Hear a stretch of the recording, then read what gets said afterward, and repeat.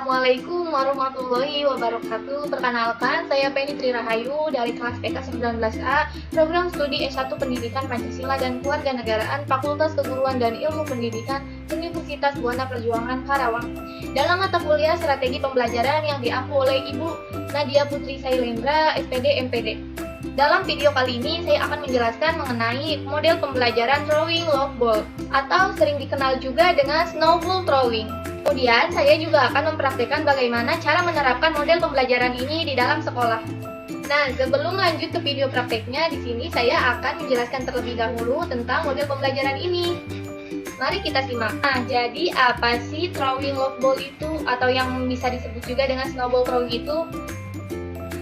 Nah, di sini throwing love ball adalah strategi yang dapat meningkatkan motivasi belajar siswa serta membuat siswa lebih menjadi percaya diri. Sekaligus siswa juga dapat menguji kepahaman mereka terhadap materi yang sedang dipelajari. Kemudian di sini ada prosedur mengenai model pembelajaran ini. Prosedur ya, di sini siswa menulis sebuah pesan atau pertanyaan dalam kertas, bisa berbentuk pertanyaan atau sebuah instruksi. Kemudian kertas tersebut dibentuk menjadi seperti bola, lalu dilempar ke temannya dan dijawab atau diperagakan oleh temannya, dan begitu pun seterusnya. Kemudian di sini ada langkah-langkah dalam penerapan model pembelajaran throwing love ball ini. Bisa kita lihat, pertama di sini guru perlu menyampaikan tentang materi yang akan disajikan tentang pembelajaran yang dilakukan. Yang kedua, kemudian guru membentuk kelompok-kelompok kecil, memanggil ketua dari masing-masing kelompok untuk diberikan beberapa penjelasan tentang materi yang akan diajarkan. Yang ketiga adalah setelah memperoleh pengarahan dari guru, masing ketua kelompok kemudian menjelaskan materi yang akan disampaikan kepada teman-temannya. Yang keempat adalah siswa yang berada dalam kelompok masing-masing diberikan satu lembar kertas, dan kertas tersebut fungsinya untuk menuliskan pertanyaan atau instruksi. Pertanyaan yang dituliskan harus berhubungan dengan materi yang sudah dijelaskan. Kemudian yang kelima, setelah kertas sudah ditulis pertanyaan atau instruksi, kemudian kertas dibuat atau dijadikan seperti bola. Setelah bola dibuat, kemudian bola tersebut dilemparkan dari siswa satu ke siswa lainnya. Sampai akhirnya, siswa selanjutnya yang memegang bola itu terakhir akan menjawab pertanyaan. Ketujuh, kemudian guru memberikan evaluasi. Yang kedelapan, guru menutup pembelajaran. Prinsip-prinsip dalam model pembelajaran throwing love ball.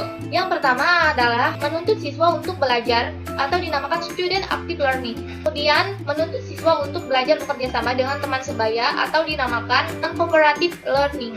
Menuntut guru untuk melakukan kegiatan pembelajaran yang partisipatorik. Kemudian menuntut guru untuk mengajar secara reaktif atau dinamakan dengan reactive teaching. Yang terakhir adalah pembelajaran yang dilakukan bersifat menyenangkan atau dinamakan joyful learning. Nah, kemudian model pembelajaran ini juga mempunyai kekurangan dan kelebihannya. Di sini saya akan menjelaskan kekurangan dan kelebihan model pembelajaran ini. Nah, kelebihan dari model pembelajaran throwing love ball ini menurut Elato 2014, yang pertama adalah metode ini dapat meningkatkan kepercayaan diri siswa untuk menyampaikan pendapatnya di depan umum. Dua, siswa bertanggung jawab langsung untuk menjawab pertanyaan yang telah diperoleh dari siswa lain. Dan siswa tidak menjadi malu lagi untuk menghadapi teman sebayanya di kelas. Pembelajaran yang dilakukan oleh guru dan siswa terasa lebih menyenangkan. Dan di samping itu, model pembelajaran throwing love ball ini tidak lepas dari kekurangan. Di sini saya akan menjelaskan juga kekurangan dari model pembelajaran ini. Yang pertama yaitu situasi belajar menjadi gaduh karena kurang kondusif dalam pengaturan kelas. Siswa tidak mampu mengandalkan kemampuan yang dimiliki oleh dirinya. Yang ketiga, materi yang diberikan oleh guru tidak meluas. Nah, itulah tadi penjelasan mengenai model pembelajaran throwing love ball ini. Kemudian kita lanjut kepada praktek penerapannya. Assalamualaikum warahmatullahi wabarakatuh.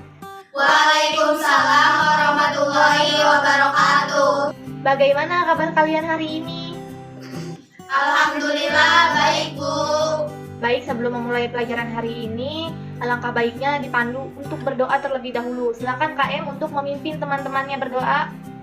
Baiklah teman-teman, sebelum kita mulai pembelajaran, alangkah baiknya kita membaca doa terlebih dahulu. Mari. Selesai. Kalau begitu, Ibu absen dulu ya. Tati, hadir. Hadir, Bu. Yuli, Hadir, Bu.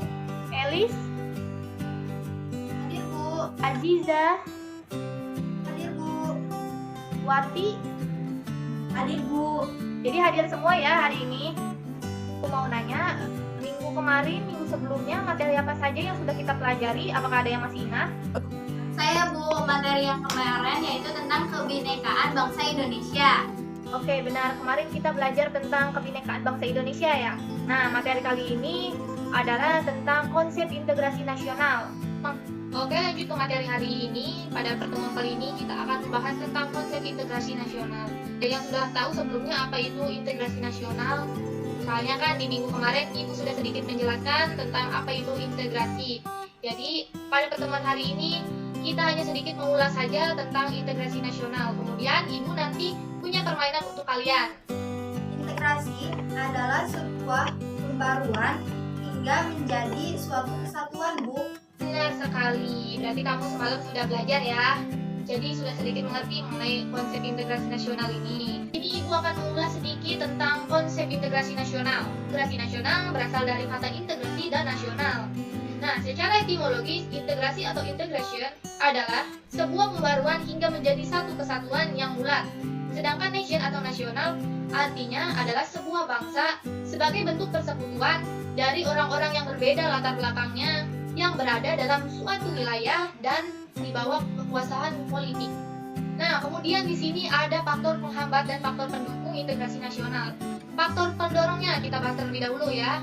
Faktor pendorongnya di sini adalah 1. Adanya faktor sejarah. 2. Rela berkorban demi bangsa dan negara kita. 3. Adanya kesepakatan atau konsensus nasional. 4. Karena adanya pembangunan budaya gotong royong.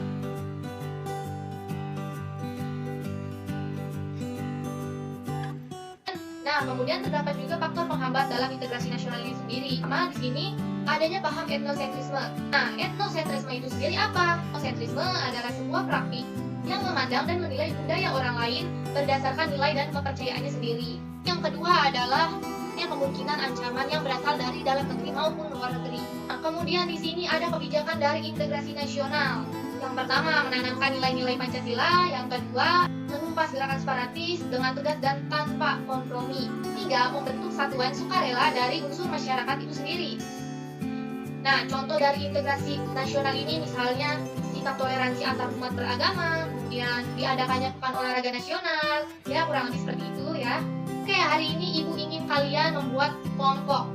Ibu persilahkan kalian untuk membuat kelompok dan diatur dengan siapa kalian ingin satu kelompok ya. Silakan bebas memilih temannya. Baik Bu. Nah, kalau begitu silakan kalian tunjuk siapa yang akan menjadi perwakilan ketua kelompoknya. Untuk ketuanya silakan maju. Ibu akan menjelaskan apa yang akan kalian bahas.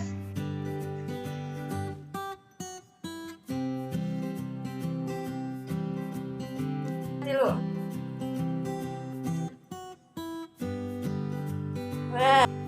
Kalian jelaskan kepada temannya materi apa yang akan kalian bahas. Ibu minta KM untuk ke depan. Ya, mengambil kertas ini ya. Oke KM, silakan dibagikan kertasnya satu persatu kepada teman-temannya ya.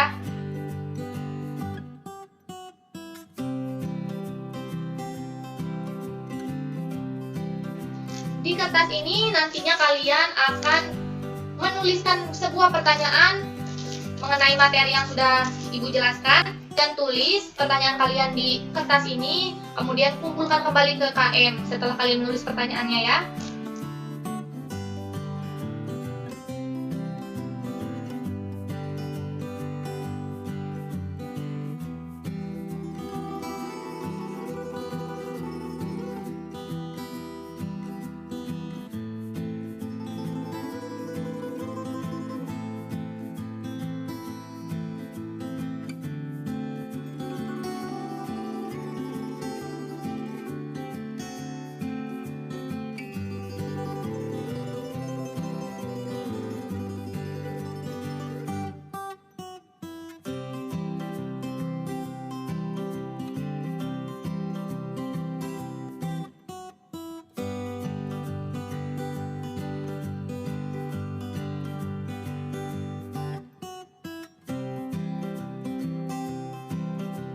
Setelah Ibu membentuk kelompok dan kalian juga sudah menjawab pertanyaannya, Ibu ingin satu dari kalian menjelaskan kesimpulan dari materi pembelajaran kita hari ini. Kesimpulan dari pembelajaran hari ini adalah integrasi nasional adalah usaha dan proses mempersatukan perbedaan yang ada pada suatu negara hingga terciptanya keserasian dan keselarasan secara nasional. Ya, benar tidak yang lain? Benar, Bu. Ibu juga ingin menambahkan kesimpulannya dari pembelajaran kita hari ini. Jadi, bahwasanya integrasi nasional itu diperlukan guna membangkitkan kesadaran, menguatkan identitas nasional, dan membangun persatuan bangsa. Jadi, apakah masih ada yang belum paham mengenai materi kita hari ini? Tidak, Bu. Kami sudah paham. Oke, kalau begitu Ibu mau tanya, bagaimana pembelajaran kita hari ini? Menyenangkan bukan? Menyenangkan, Bu. Oke, alhamdulillah ya jika pembelajaran kita hari ini terasa sangat menyenangkan. Bu akhiri pembelajaran kita hari ini. Selamat beristirahat. Wassalamualaikum warahmatullahi wabarakatuh. Waalaikumsalam